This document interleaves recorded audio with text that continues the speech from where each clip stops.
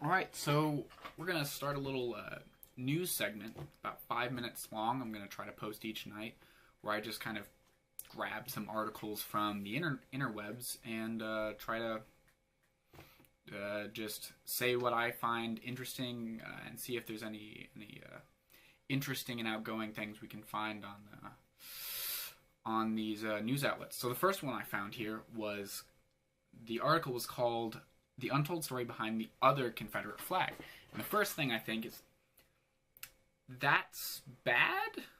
The Confederate flag, obviously, actually, my brother goes to a school up north a little bit, and lives in a very conservative town, and or very, I should say, very Republican town, and I see Confederate flags all the time, and I'm just like, oh, it's very cringy to me, as it's kind of just this huge symbol that is kind of widely viewed as a symbol of like racism and oppression and slavery.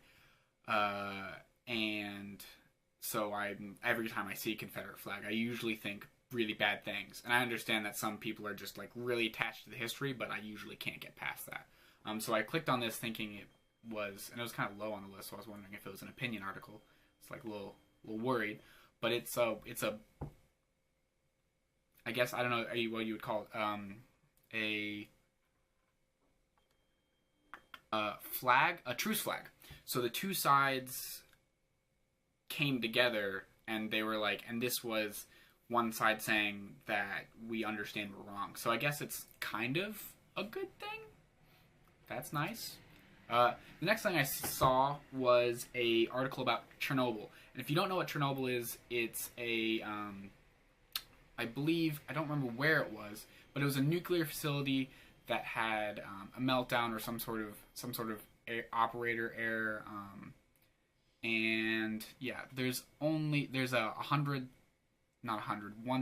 square mile Chernobyl exclusion zone, which means that there's radiation that came from this nuclear fallout from a reactor that people can't go into because it's irradiated. Well, I forgot what I was talking about. Oh, right. So I saw this article on Chernobyl, and I was explaining what Chernobyl was, but the thing that I don't like about talking about Chernobyl and other, like, I think there's 2 reactors that have gone through a similar fallout. I think 2 total reactors that I know of that have gone through a nuclear fallout. It like creates a lot of stigma towards nuclear reactors, even though it's like a great way to create fairly clean energy. Like, obviously there's radiation that you get from and pollutants that you get from running the reactor, but compared to like coal mining and all these other, like, fracking and natural gas, all this other stuff is just way worse and produces a lot less energy per like dollar of infrastructure. So it makes sense that we use nuclear reactors, and I think Illinois has a lot of nuclear reactors. I think we're like half and half nuclear reactors and coal, if I have that right, and that's good. So seeing stuff about Chernobyl, kind of like, I'm worried that it like stigmatizes people towards it, and I don't want that to be the case. The last topic I'm going to talk about is the New Zealand's privacy. Is Mark Zuckerberg an alien? New Zealand's privacy commissioner is calling Facebook a bunch of morally bankrupt, pathological liars, and this stems from specifically in New Zealand, because the shooter, who shall not be named, wore like a phone or a GoPro or something and streamed the shooting onto Facebook.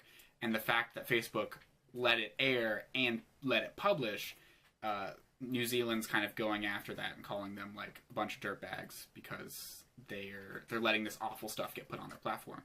So it kind of is this argument of, well, do they go with free speech, or do they censor it?